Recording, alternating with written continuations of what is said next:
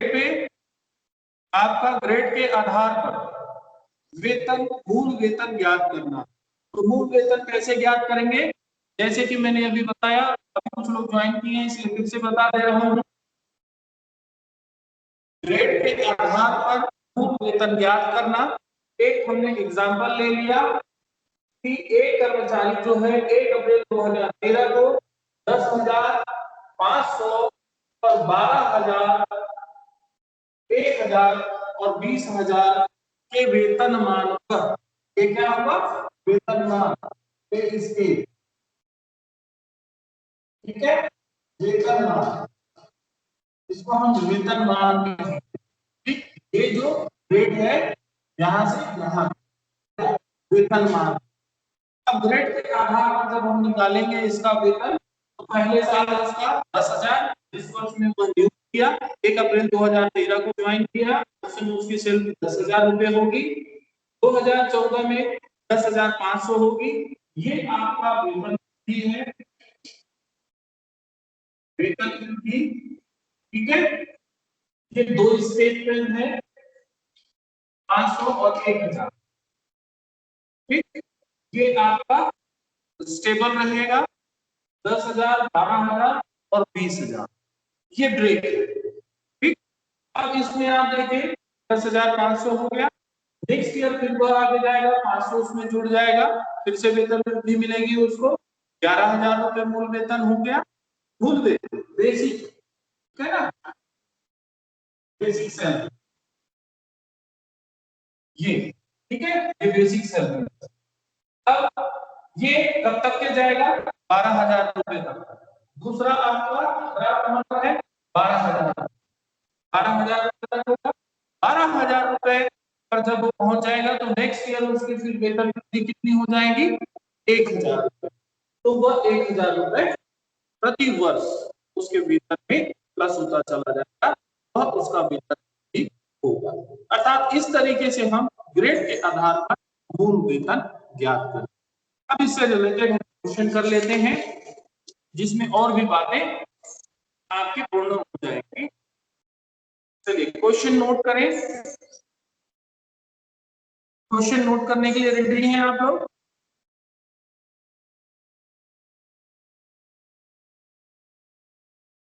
Question note करने के लिए क्या आप लोग रेडी हैं? जी सर।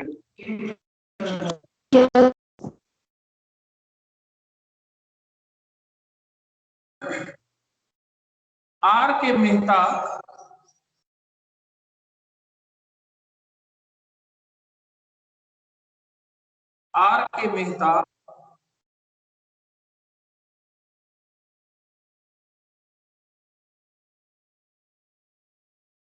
रायपुर की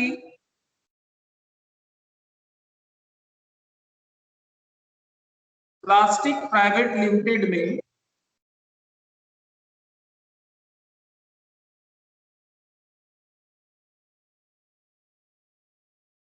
यहां पर लिखेंगे, रायपुर जो है उसको ब्रैकेट में वहां पर लिख लेंगे जनसंख्या 1.5 लाख यानी 1.5 लाख, ठीक है, में जनरल मैनेजर है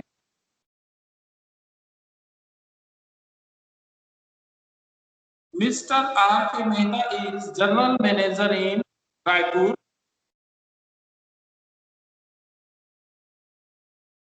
प्राइवेट लिमिटेड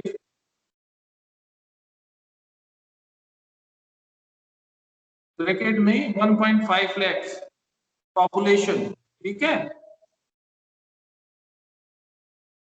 उनकी नियुक्ति 1 जनवरी 2013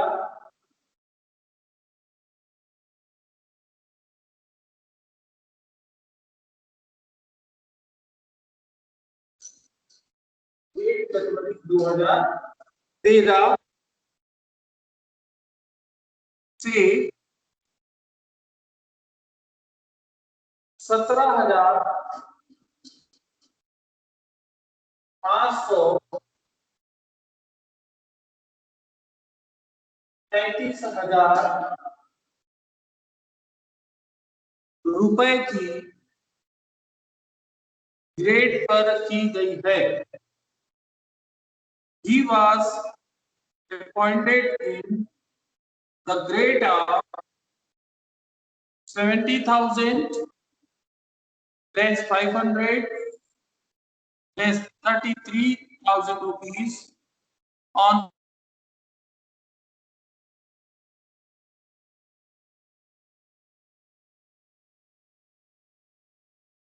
उन्हें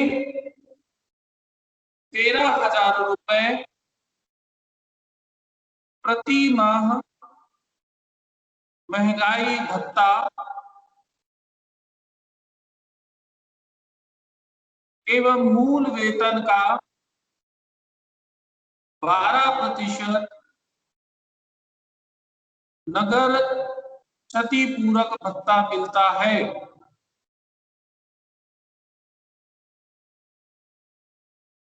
He gets 13,000 rupees per month, dearness allowance and city allowance 12% of basic salary.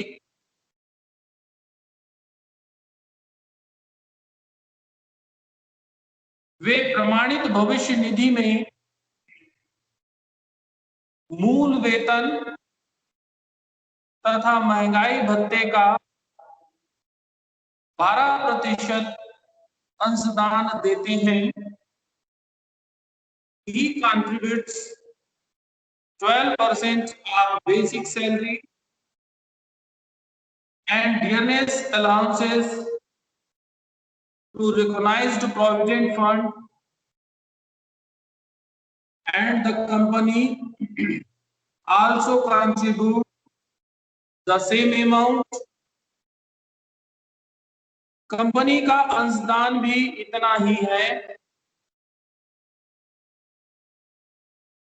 Company इन्हें निम्न सुविधाएं भी दी है। The company provided him the following facilities.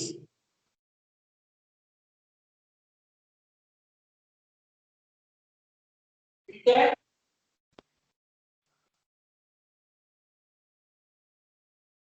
एक पॉइंट वाइज लिखेंगे। एक सुसज्जित मकान,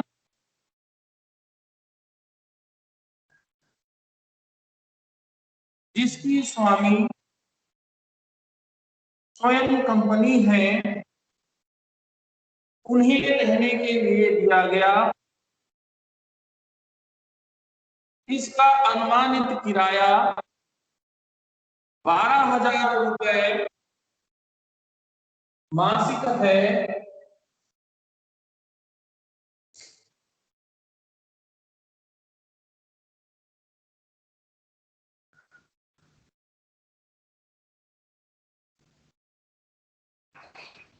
एवं फर्नीचर की लागत 1,00,000 रुपए है। A finished house owned by the company is provided to him for residence. Its fair rent is 1,200 rupees per month and cost of furniture is 1 lakh.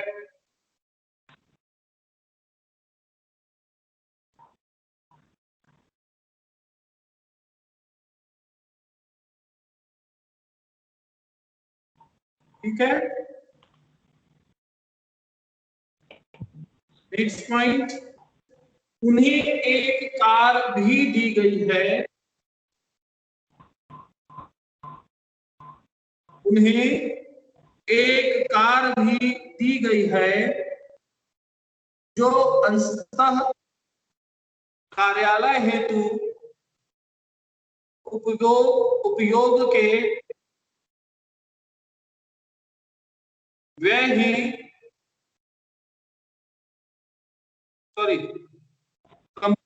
क्या लिखे, उन्हें एक कार भी दी गई है जो अंशतः कार्यालय के उपयोग में आती है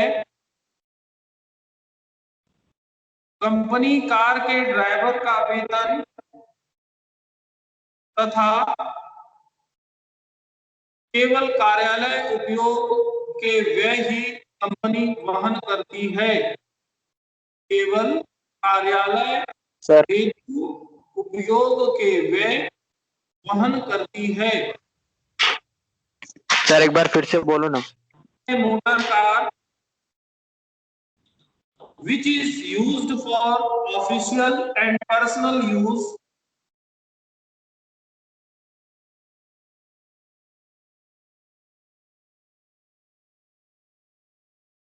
the driver salary and all the expenses relating to the official use of car borne by the company. Next point, उन्हें एक चौकीदार एवं एक रसोइया मिला हुआ है जिनको कंपनी की ओर से 1300 रुपए एवं 1600 रुपए प्रति माह दिया जाता है।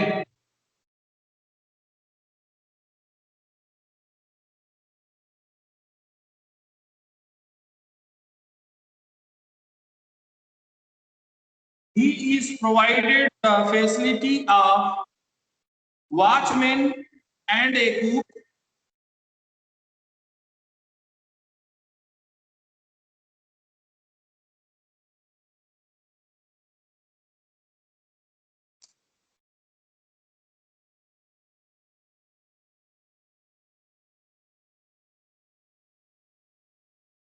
They are paid by the company 1300 rupees and 1600 rupees per month respectively.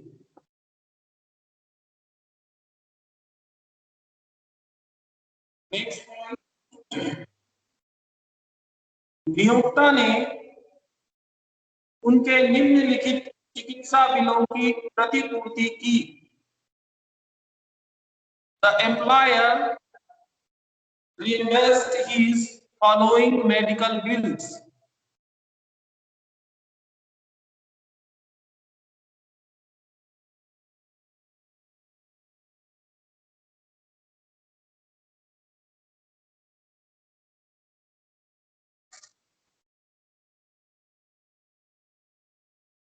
First,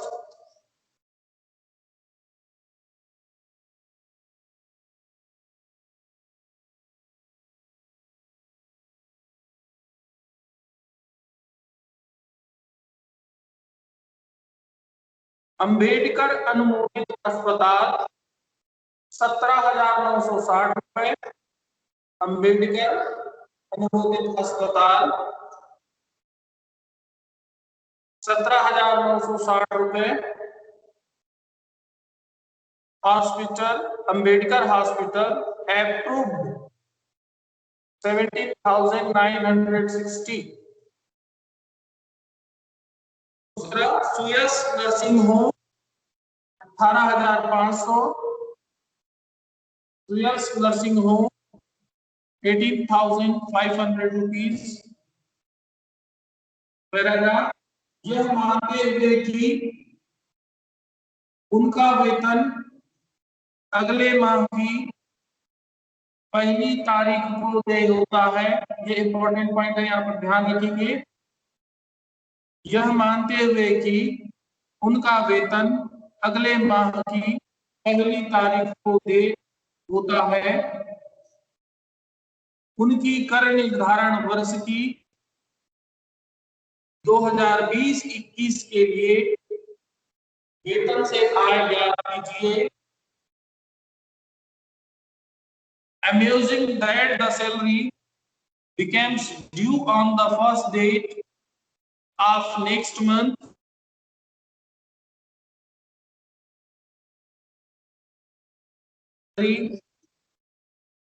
For the assessment year 2020-21,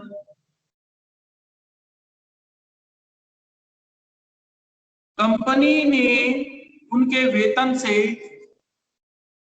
3,000 रुपए प्रति माह उद्गम स्थान पर आयकर की कटौती करती है।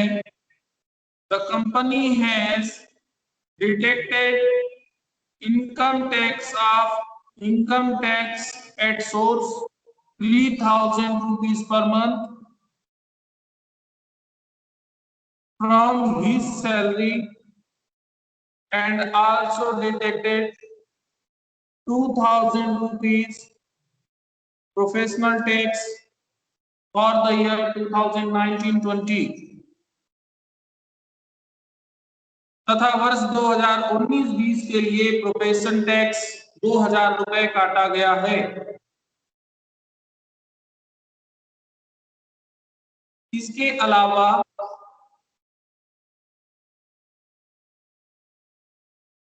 2018-19 का बकाया प्रोफेशनल टैक्स 1,500 रुपए गत वर्ष में चुकाया। Professional tax unpaid for 2018-19 1,500 rupees was also paid during the previous year.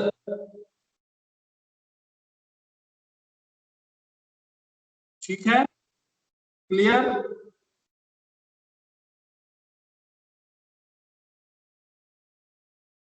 चलिए इस क्वेश्चन को सॉल्व करते हैं।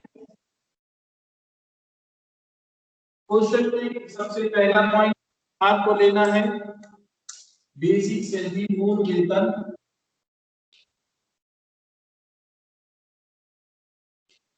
ठीक है, अब ये देखिए जो ज्वाइन किया था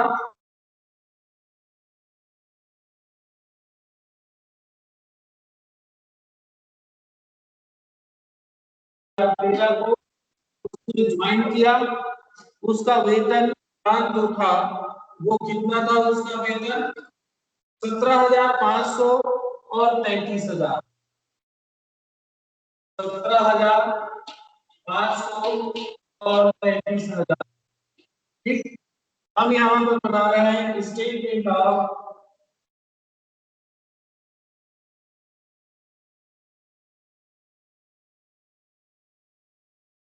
इनकम फ्रॉम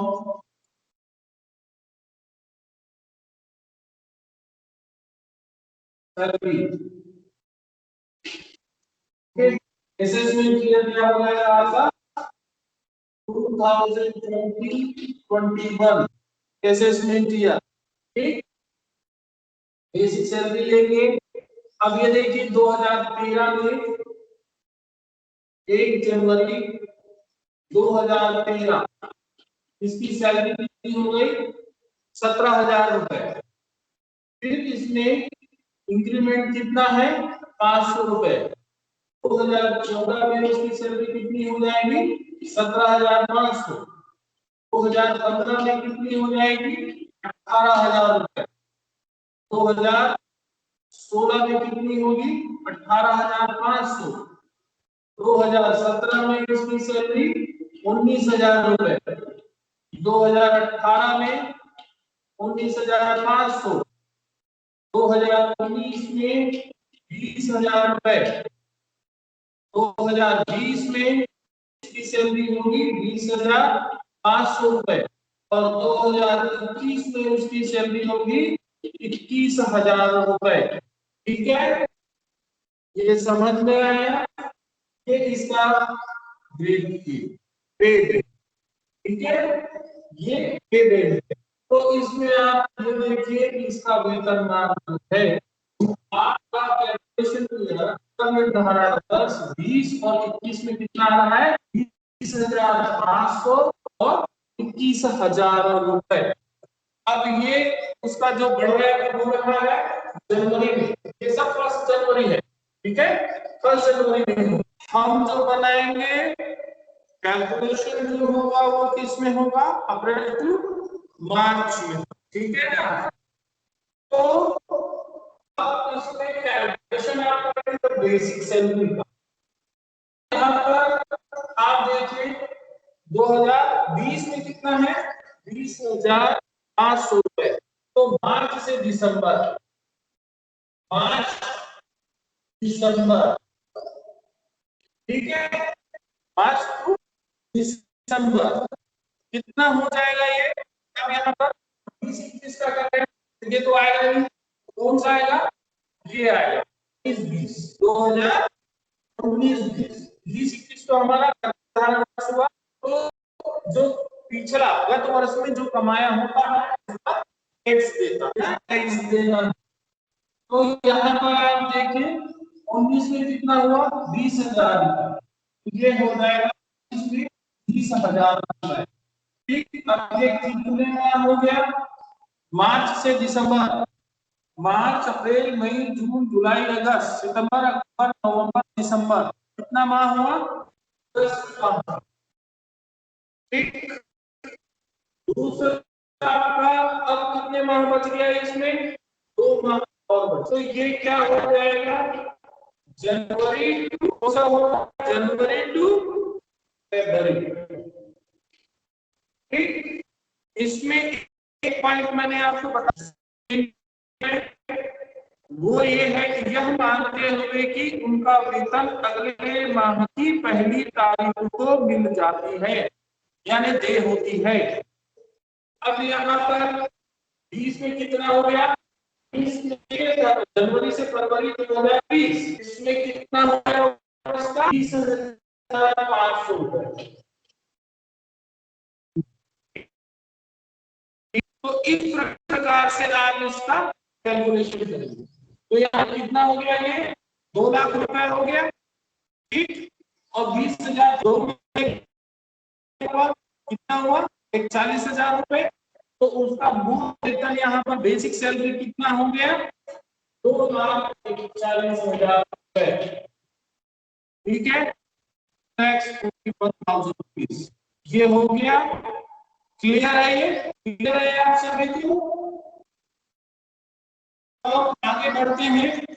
इनको ड्रेनेज अलाउंस मिला, ये कितना मिल रहा है इसको?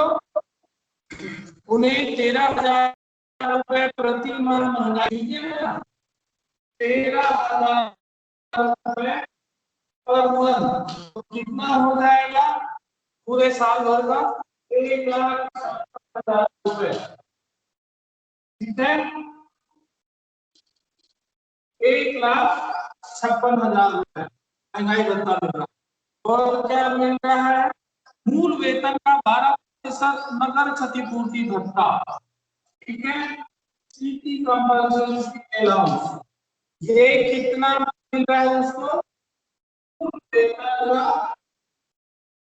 बेसिक सैलरी कितना परसेंट मिल रहा है? 12%, ठीक। तो बेसिक सैलरी उसका कितना आएगा? 2,41,000 रुपए, ठीक है। इसका 12% निकालेंगे, कितना आएगा? 28,000। कैलकुलेशन करके देखिए, 28,920, ठीक है, कैलकुलेशन करके देखिएगा, ठीक। फिर क्या दिया हुआ है? वे प्रमाणित भविष्य निधि में मूल वेतन तथा महंगाई भत्ते का 12%, ठीक है,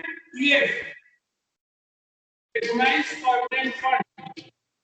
इसमें एग्जेम्पशन कितना होता है? कंट्रीब्यूशन 12%, ठीक है, तो 12% ही कर रहा है कंट्रीब्यूशन। और according to law, income tax law, उसमें क्या कहा है? प्रमाणित प्रोविडेंट फंड में यदि किसी कर्मचारी और नियोक्ता का अंशदान 12% तक है तो वो क्या हो जाएगा? एग्जम्प्टेड हो जाएगा, नील हो जाएगा, उसमें किसी भी प्रकार से कोई चार्ज नहीं होगा, नहीं होगा, ठीक है ना? 5 मिनट।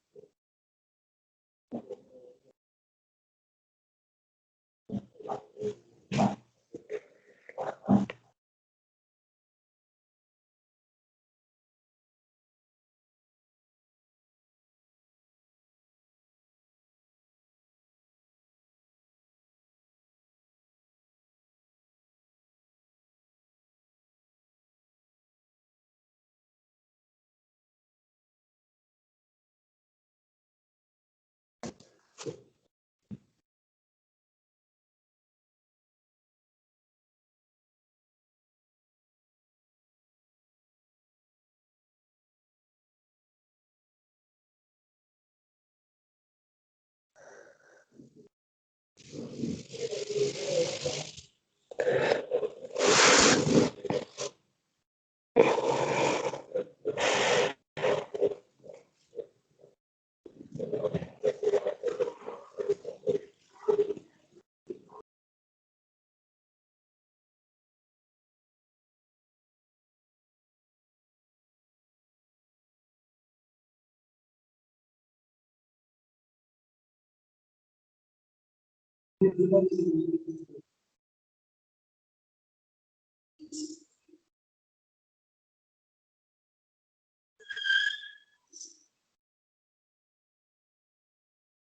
मिनट ये क्या रजिस्टर और उसको लेना लिस्ट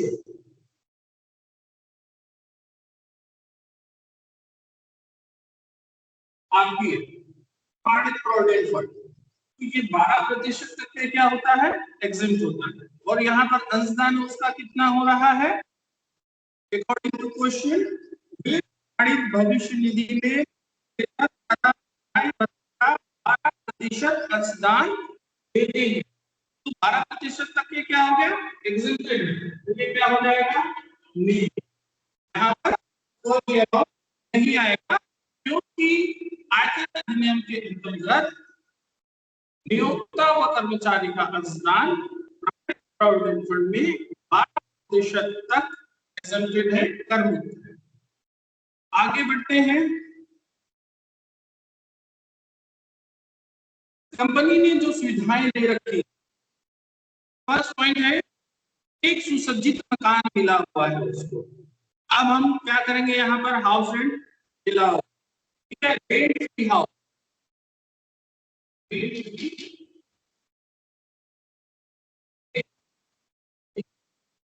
है, ये क्या है सुसज्जित मकान उसको मिल रहा है फर्निश्ड हाउस, ठीक है। तो देखिए एक सुसज्जित मकान जिसकी स्वामी स्वयं कंपनी है, कंपनी ने दिया, उन्हें रहने के लिए दिया गया है, इसका अनुमानित किराया 1200 रुपए मासिक है, प्रति माह उसका अनुमानित किराया कितना है 1200, और फर्नीचर की लागत कितनी है 1 लाख रुपए, ठीक है। अब यहाँ पर हाउस रेंट अलाउंस का आप करेंगे हाउस, तो employees house owner and house कहां पर है उसका, तो यहाँ हम ये देखेंगे जनसंख्या, आपको क्वेश्चन में ऊपर दिया हुआ है जनसंख्या का, तो जनसंख्या का भी ध्यान रखेंगे, जनसंख्या क्या है 1.5 लाख, ठीक है, तो ये क्या हो गया मोर देन कितना हुआ 10 लाख, ठीक है, तो इसकी जो which population is not more than 10 lakh, 10 lakh से अधिक ना हो, तो यहाँ पर हम क्या करते हैं वेतन का कितना परसेंट लेते हैं यहाँ पर 7.5%, ठीक है, सैलरी का कितना लेंगे 7.5%, तो सैलरी का 7.5% सेवा शर्तों के अधीन जब हम इसका बेसिक सैलरी प्लस डीए, ठीक है, इन दोनों को शामिल कर लेंगे, इन दोनों को शामिल करोगे कितना आएगा, कैलकुलेट करिए, देखिए कितना आ रहा है ये,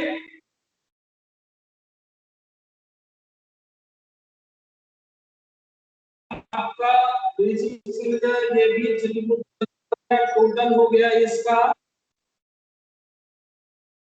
4 लाख,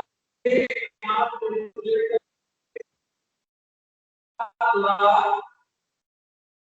कितना आएगा 25,920, ठीक है, इसका आप निकालिए 75%, ये आएगा आपका 31,940, ठीक है।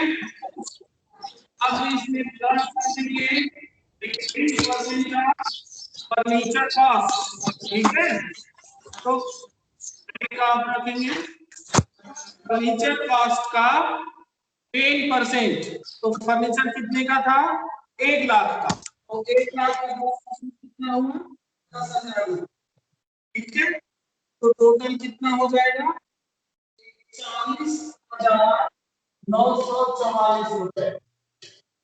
ठीक है, क्लियर। नेक्स्ट पॉइंट आइए, उन्हें एक कार भी दी गई है जो अंशतः कार्यालय के उपयोग में आती है।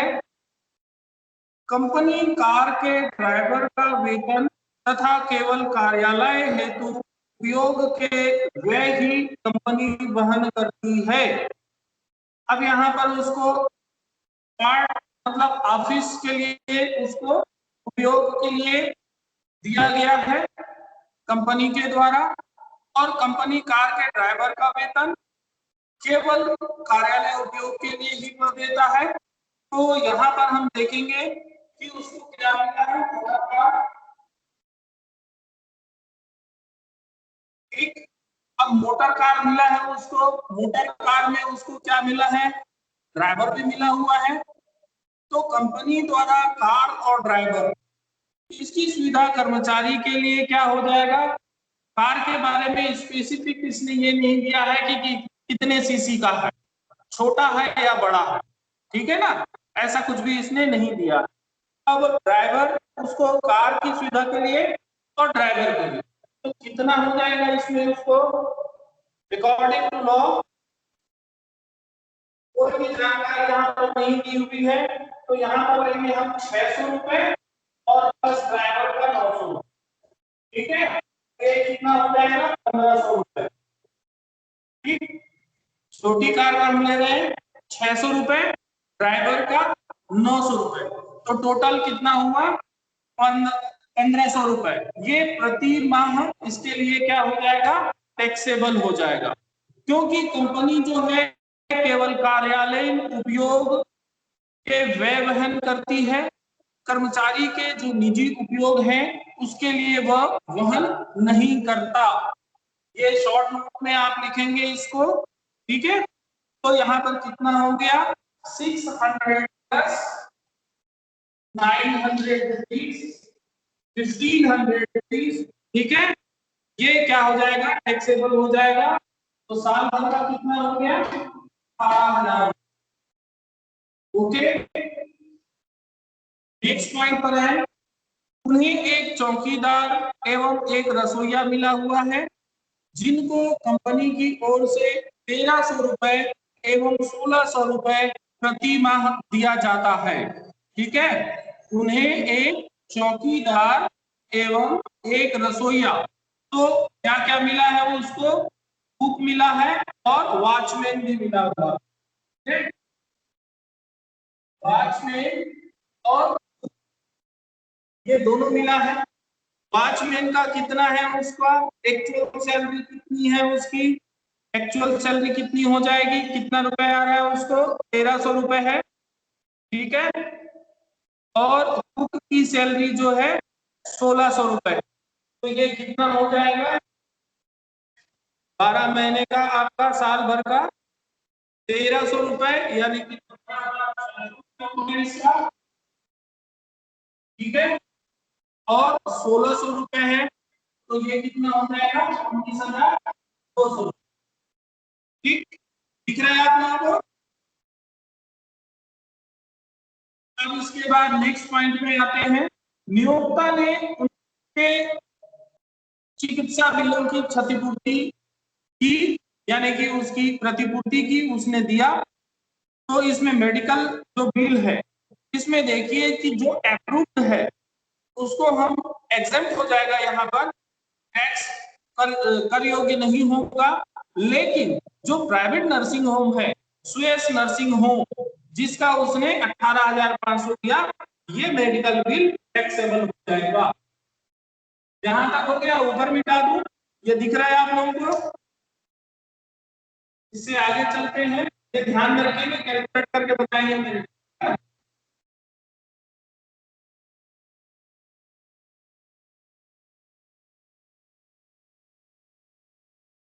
आगे लेते हैं इसमें, इसमें है मेडिकल बिल।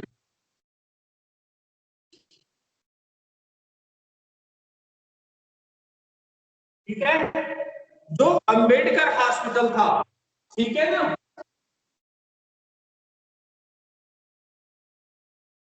अंबेडकर हॉस्पिटल, या हम इसको कर दें अप्रूव्ड हॉस्पिटल, ठीक है, जो कि आपका अप्रूव्ड था।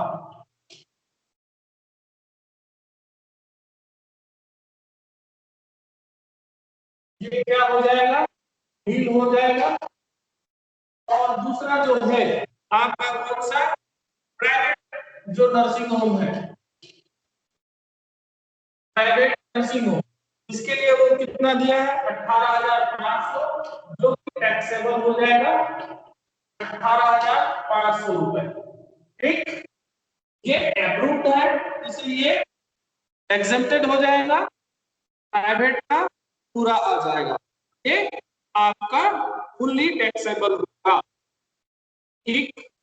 और क्या चीज दिया हुआ है इसमें, और सभी आइटम्स आ गए यहाँ पर, और भी कुछ चीजें छूटी क्या इसमें नहीं है। अब टोटल इसमें इसको आप टोटल करके देखिए, तो बेसिक सैलरी था, डीए था, आपका सीटी कैपेसिटी अलाउंस था, एम्प्लॉयर कंट्रीब्यूशन था आरपीएफ में, ठीक है। ये सब आप टोटल करेंगे, टोटल कितना आता है, जो भी आएगा वो ग्रॉस सैलरी होगा। टोटल करिए कितना हो रहा है, टोटल बताएं, टोटल कितना हुआ,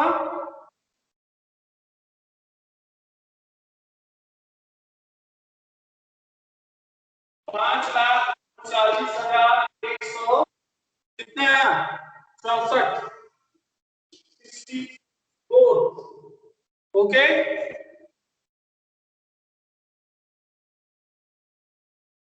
यहां तक क्लियर हो गया। अब इसमें आप क्या करेंगे, माइनस करेंगे गैस स्टैंडर्ड डिटेक्शन, ठीक है, डिटेक्शन देंगे, कटा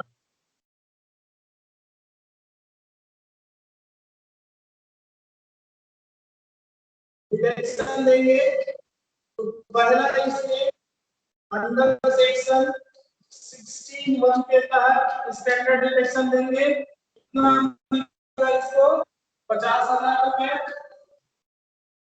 दूसरा एंटरटेनमेंट है क्या, एंटरटेनमेंट का नहीं आएगा। तीसरा आपका प्रोफेशनल टैक्स पे कर रहा है, ठीक है, अंडर सेक्शन 63 के अंतर्गत आपका प्रोफेशनल टैक्स। अब इसमें आप ये देखिए कि प्रोफेशनल टैक्स जो है इसके लिए भी कुछ कहा है, ट्रस्ट को देखिए, कंपनी उनके वेतन से 3,000 रुपए प्रति माह उद्गम स्थान पर आयकर की कटौती करती है, अर्थात जहां से उसको मिल रहा है, जहां वो उसको प्राप्त हो रहा है, वहां पर 3,000 रुपए का कटौती करता है, ठीक। तथा वर्ष 2019-20 के लिए प्रोफेशनल टैक्स 2,000 रुपए काटा गया। इसके अलावा 18-19 का बकाया, तो प्रोफेशनल टैक्स कितना हुआ उसका 2,000 रुपए, प्लस बकाया कितना है 1,500 रुपए, तो टोटल कितना हो गया 3,500 रुपए, ठीक है, 3,500 रुपए उसका टैक्स हो गया। अब इसमें देखिए कितना हो गया, ये 53,500 रुपए, ये माइनस कर देंगे, माइनस करने के बाद जो राशि आएगी होगी इनकम फ्रॉम सैलरी, कितना आ रहा है माइनस करने के पश्चात 4,85,000,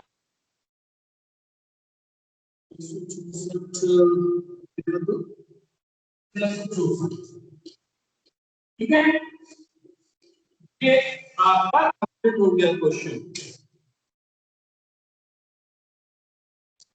टैक्स का जो है प्रोफेशनल टैक्स, प्रोफेशनल टैक्स नियोक्ता द्वारा उद्गम स्थान पर काटे गए आयकर की छूट वेतन की आय में से नहीं मिलती है, बल्कि देय कर में मिलती है, अर्थात जो टैक्सेबल पे है।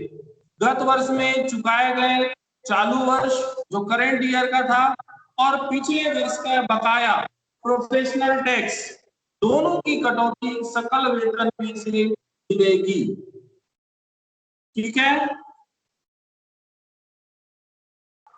सर, एक डाउट है। हाँ बोलिए। सर, आयकर की कटौती क्यों नहीं लेंगे, क्यों नहीं लिए अपन? ये उद्गम स्थान पर है, यानी कि जहां पर उसका काटा गया है, नियोक्ता द्वारा उद्गम स्थान पर काटे गए आयकर की छूट वेतन की आय में नहीं मिलती। इसके क्लॉज मैंने आपको पहले भी बताया हूं। उद्गम स्थान पर अर्थात जहां से वो अर्न कर रहा है, ठीक है, जहां काम कर रहा है वहीं से है ये, तो उसको आय में शामिल नहीं किया जाएगा। ठीक है सर। ठीक है, ठीक है सर। और कोई क्वेश्चन किसी का?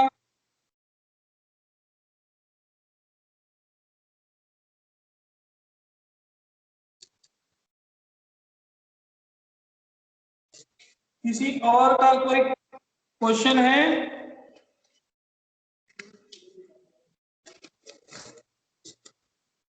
कोई और कुछ पूछना चाहता है?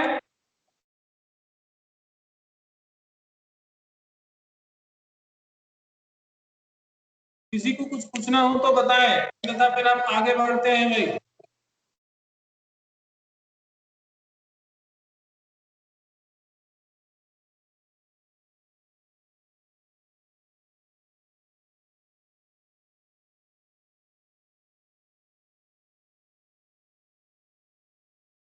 ओके, कंप्लीट है। तो ये क्वेश्चन आप लोग बना लेंगे और इसी तरीके के क्वेश्चन जिसमें सारे जितने भी हमने अलाउंसेस हैं पार्टली आपके, और जो भी है अलाउंसेस हैं आपके, अनुदान है और भत्ते हैं और जो सुविधाएं मिलती हैं, तो उन सारों को एक साथ देते हुए हम क्वेश्चन सॉल्व करेंगे। ठीक है।